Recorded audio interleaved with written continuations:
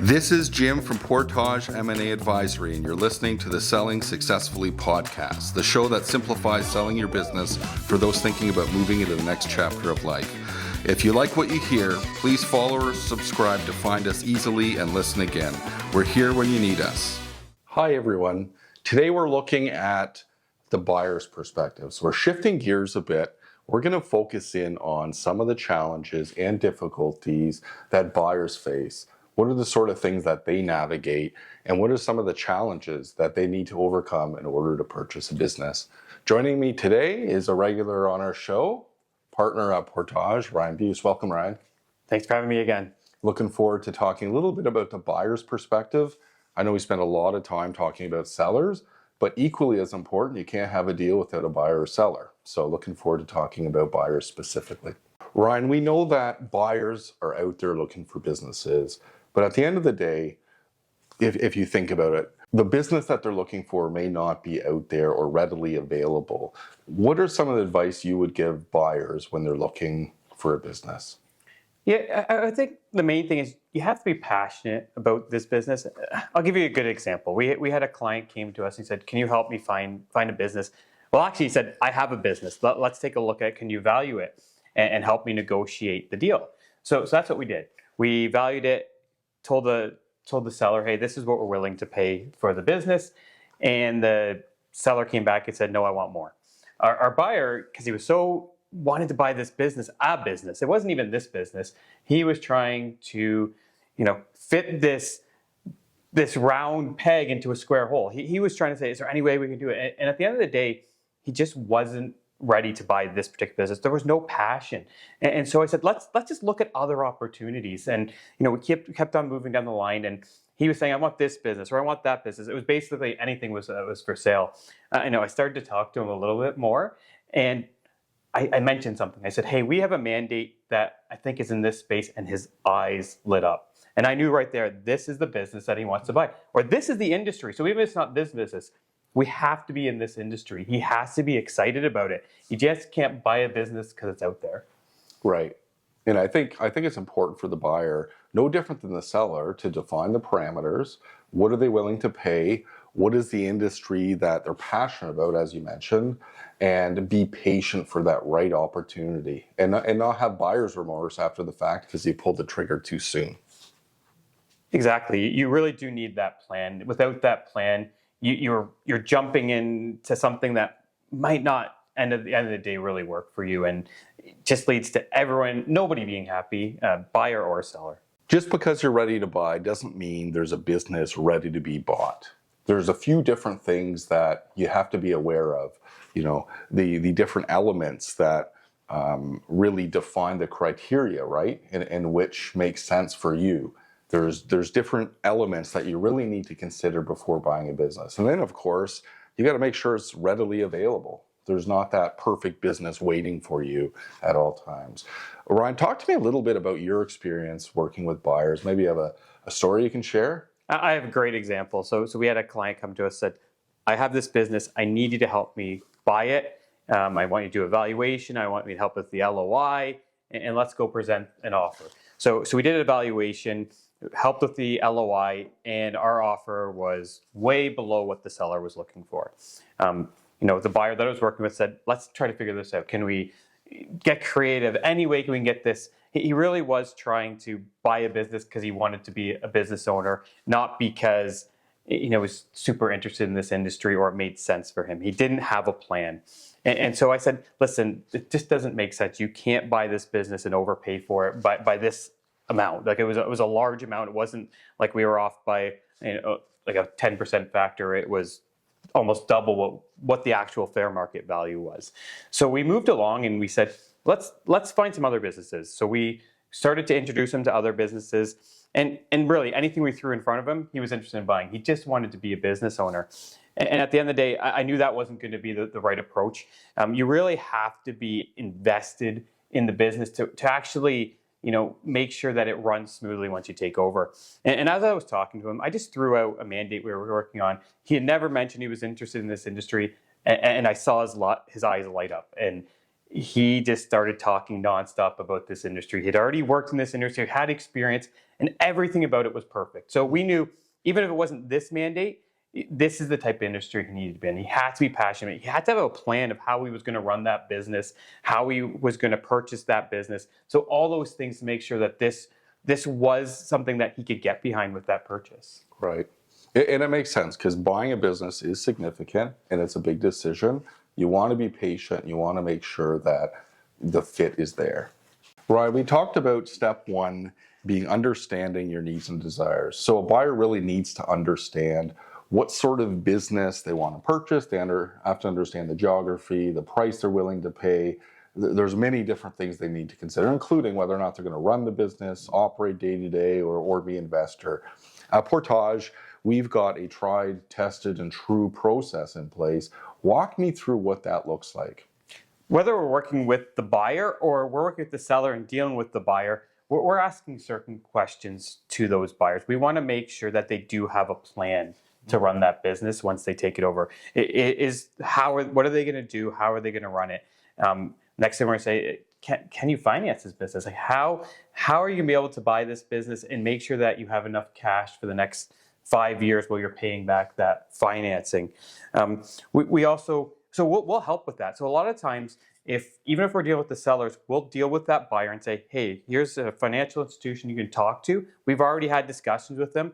They will help to make sure that you have the financing capability to buy this business. And then what we like to say is also make sure you know this industry. Like, have you done your research? Is it something that you can get behind or you can see a growing industry? The last thing you want is to go into an industry that you don't believe in, or that there might be a downturn in the industry.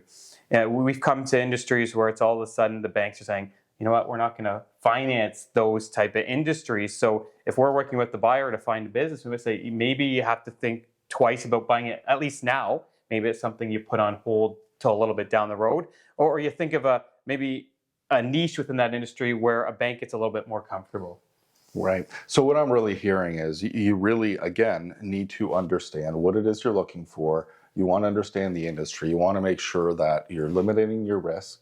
I would also add, Ryan, surrounding yourself with other people who are involved in that industry and are very insightful. I mean, there's a lot of research that needs to be done. It is a big decision, and you want to make sure that you have a detailed plan so that when you go and find a business, you know what's a fit and what's not a fit, right? That's obviously pretty important. This will help you make a targeted list. Like you've got to work and say, this is the targets I want. This is actually what I'm looking for.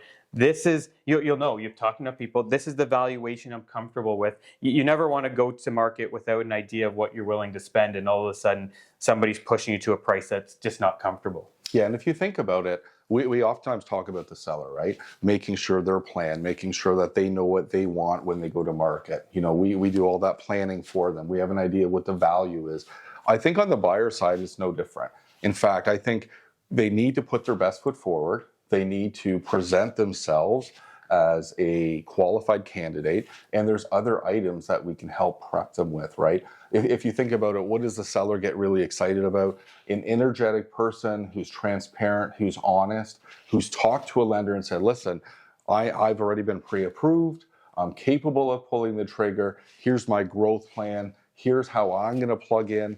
They've answered a lot of the questions. So I think it's all of that planning that becomes really integral when you actually move further down the process of buying. Ryan, one of the items I think is really critical is for the buyer to really put their feet in the seller's shoes, so to speak. And what I mean by that is understand what the seller has gone through to market their business, understand what the seller is looking for, and ensure that they present themselves in a favorable manner. Oftentimes what I see is the buyers looking from their perspective only. They're not trying to understand the seller's perspective.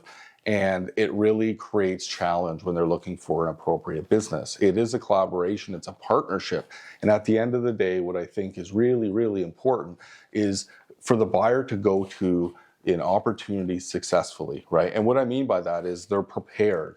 They've talked to lenders. They can go and tell the seller, listen, I've talked to banks. I know what I'm capable of spending. I've got the financial means to pull the trigger here. But here are the criteria that I've been looking at. If your opportunity matches the criteria, fantastic, right? But they look organized. They look like it's not a shotgun approach.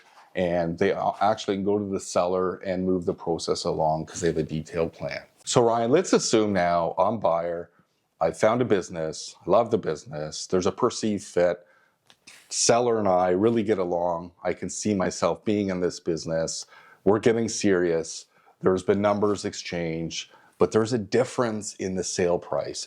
They feel their business is worth this amount. I feel, I've done my research, I feel like they're asking for too much, right? But I really want this business. What are some of the things that we can do to bridge that valuation gap?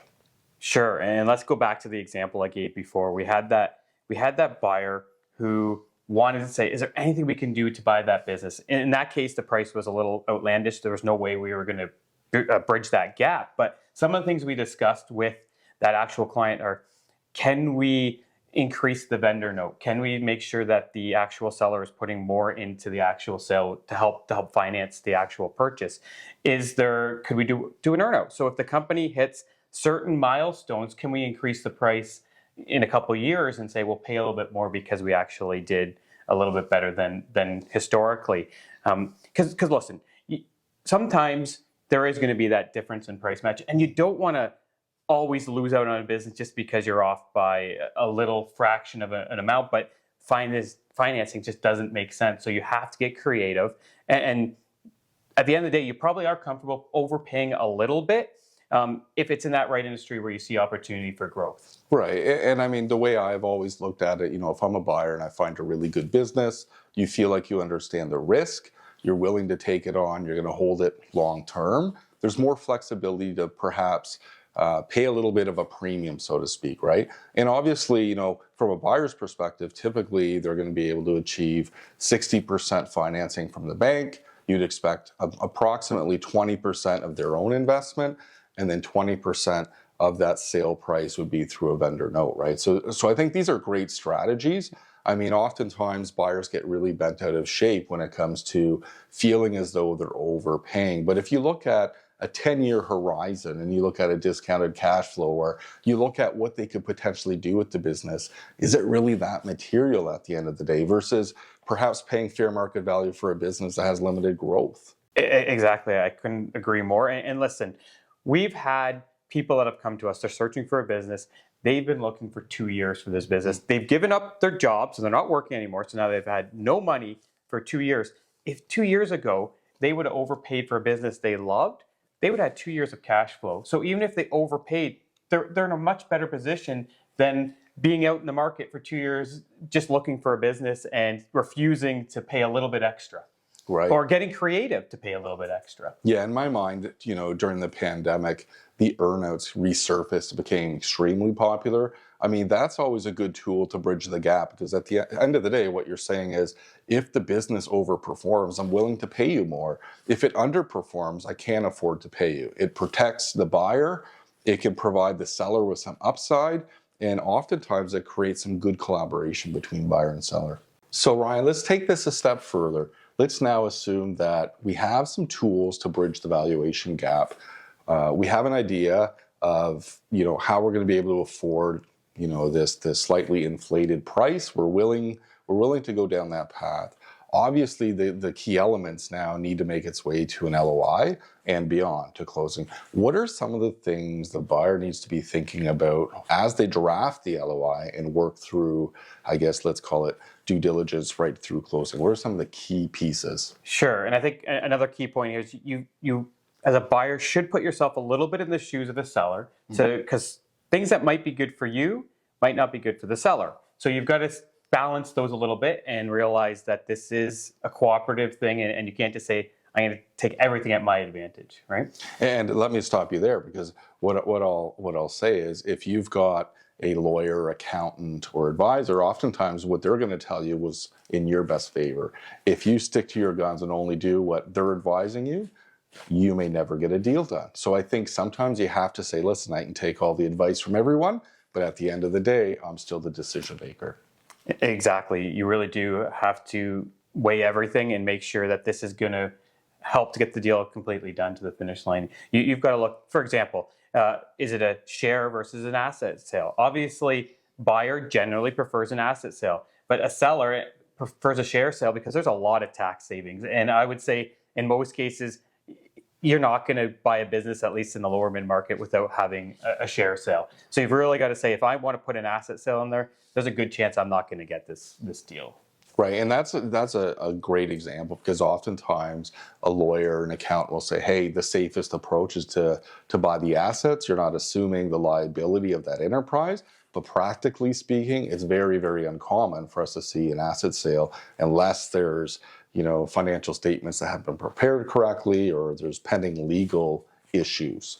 But practically speaking, you got to put yourself in the seller's shoes. Exactly. And I think that's for a lot of different issues. For example, how much cash are you going to be giving that seller on close? We've had buyers come to us in a sale process and say, well, we want a vendor note, so we want the seller to only get 40% of the actual price on closing. We know, and we wouldn't allow it, and neither would the seller. That's not gonna get the deal to the finish line. So as a buyer, you got to think, does that even make sense? Right, because typically we know that a seller will receive 80% of the proceeds of that selling price on close. If their offer is not competitive, the seller's going to get offended. The deal will break apart. And then the next thing you want to make sure is, the seller, well, they do care a little bit on, can you get the financing? So you got to think, let's look for a term sheet even before the LOI page. So let's talk to banks, and it's a good idea to always tell the seller, this is who I'm going with, this is the lender I'm using, and here's a term sheet they've presented to me. And again, that goes back to transparency, making it feel like the seller is involved in the process.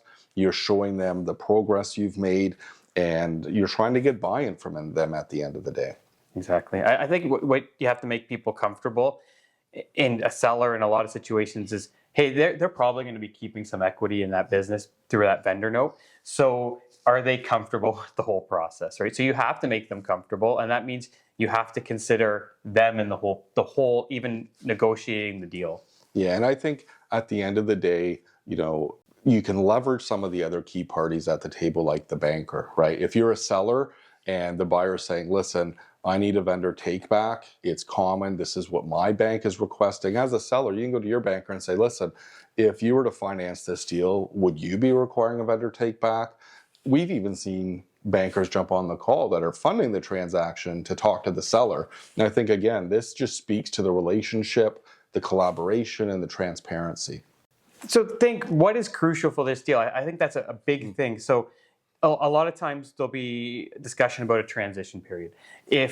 Sometimes buyers, if you know that you're not going to need that seller to stay on long, so maybe you need them to stay on for 6 months, talk with the seller. What are their goals? Do they want to be there for 6 months, a year, 2 years? What do they truly want? And is it deal defining if you say, I want you to stick around for a year and they want to stay for 6 months, if you know you probably can work with 6 months. So think of those issues when you're talking about presenting an offer. Yeah, and I have got a great example. I mean, we were running a sell-side mandate. We had buyers come to the table. There's one particular buyer who just absolutely stood out, and it was a gentleman who focused on the relationship. He came to the table, and he introduced himself, and he said, listen, if there's a fit here, fantastic. I'd love to share a little bit about what I'm looking for, but at the end of the day, what are you really interested in? Do you want to keep working? Do you want to be a part of the board? Do you want to be involved? I realize you have a relationship with the employees. I just thought that was an incredible way of starting the conversation versus coming to the table and say, tell me everything you know about your business, and then I can decide whether or not it makes sense. It has to be relational. And I think if a buyer approaches it that way, they're going to get much, much further down the road. Definitely. I think it's always going to come back to that. You want to make sure that this seller is comfortable and their team is comfortable. I always say, if you're a buyer, let them know what you're going to be looking for in due diligence, because the last thing you want is to throw things that they're not going to be able to get to you. And they need to have that awareness prior to even deciding they're going to sell an LOI. That's a good point. I mean, oftentimes, if we're running the sell side, there's a specific amount of items that's included in the data room. Call it due diligence information. However, if we're representing the buyer and they're talking to a seller who doesn't have an M&A advisor, who doesn't have a lot of information, that's where it gets tricky for due diligence. And oftentimes, you may be required to run a quality of earnings. You may have to dig on your own and create your own list. I mean, as an advisor, what we typically do on the sell side is we want to limit the scope of due diligence. However, if you're on the other side of the equation, you want to make sure there's enough items for you to be able to run your due diligence. And I think educating both parties on what the norm is also important. There's one element though, Ryan, in particular, that is the most contentious. And it's something that I love getting hammered out prior to signing of the LOI. I think you know exactly what I'm talking about. I believe you're talking about working capital. It's the most contentious issue throughout the whole process. The more you can deal with it prior to an LOI, the better. A lot of times, a seller won't give you the information. They're not comfortable until an LOI is signed. But at least if you can set parameters, this is how I'm going to calculate working capital. So at least a seller can have in their mind, this is what the number is going to look like. I can calculate before I even sign an LOI.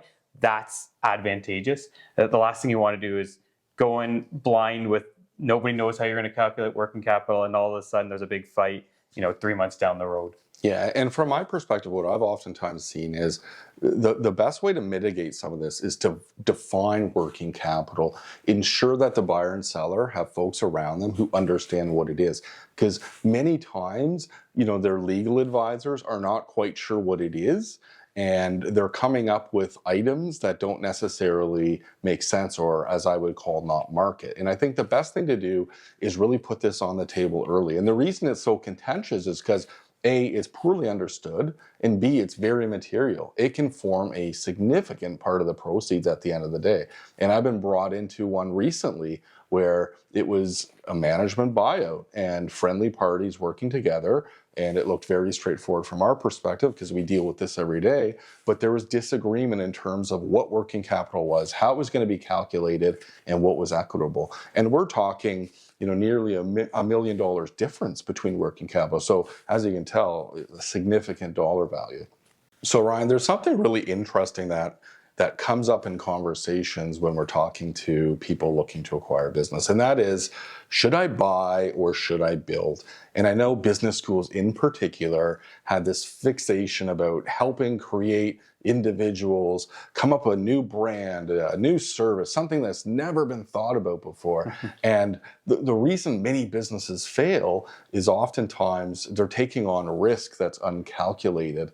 Talk to me a little bit about buying a business and how that differs from starting something from scratch. Yeah, I think you buy a business, you have an existing architecture of a business that has a marketing team, that has customers, that has processes. You start your own business, it probably will take you 4 or 5 years at least to get where that business is that you could have bought, right? So you're missing out on a lot of opportunity of cash flow, and you're taking a lot of risk because you might not ever get to where that business was.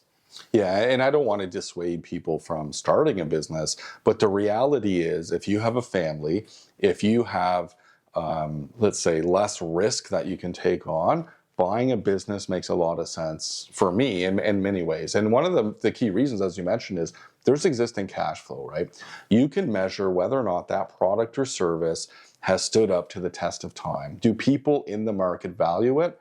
Is there a problem that business is solving? You can tell by looking at the financial statements. If it's been profitable for the last 5 years, there's a pretty good sense that if you continue doing what you're doing, that cash flow will continue to flow. And from my perspective, that's a lot less risk than starting something from scratch that has zero track record. And on top of that, I mean, usually if you start something from scratch, it's your own money. Banks are very risk averse, and so it's really hard to get a lot of money to build that business. So you're continually throwing your own cash flow, whereas we know if you buy a business, probably 80% of that purchase price is financed through the bank or through the seller. So it's a lot less capital, and again, a lot less risk. Right. And again, that's why I'm oftentimes very perplexed when a buyer will say, listen, why am I paying this much for goodwill? I'm paying a certain amount for capital. I can go buy the machines myself, but why am I paying $5 million for goodwill at the end of the day? And I mean, the response is simple. You're buying something that's proven. Even if you could start it yourself, you're expediting that process, right? It's going to take time to get customers. It's going to take time to generate cash flow. It's going to take time to find employees. It's going to take time to buy equipment. And at the end of the day, you're buying something that has an infrastructure, call it goodwill. There's value to it. Definitely. I would say there's a lot of value to it. And it all comes down to, can we leverage things that we need to leverage to make this a profitable venture for the buyer, right? And there is and again, like Jim said, a lot of business start up and done well. It's just that if you can't take that risk, sometimes buying that business is obviously the best way to move forward to make sure you have that cash flow that's a little more steady and a little less risky. As with any business endeavor, there's always a level of unpredictability and risk. The way in order to effectively mitigate some of the risk is to hire an effective M&A advisor who can navigate both the buyer and the seller through the process. Obviously, surrounding yourself with good people is the key to success at the end of the day. We're here to bring buyers and sellers together. Our goal is to see good business continuity and make sure there's a win for both the buyer and seller. Thanks again for listening to us talk about buyer's perspective. Again, Ryan, thank you very much for joining and providing some of your insightful knowledge. Thanks for having me again. If you'd like to get in touch with me or Ryan, you can find us on LinkedIn, or you can email us at jim.friesen or ryan.buist at portagemaadvisory.com.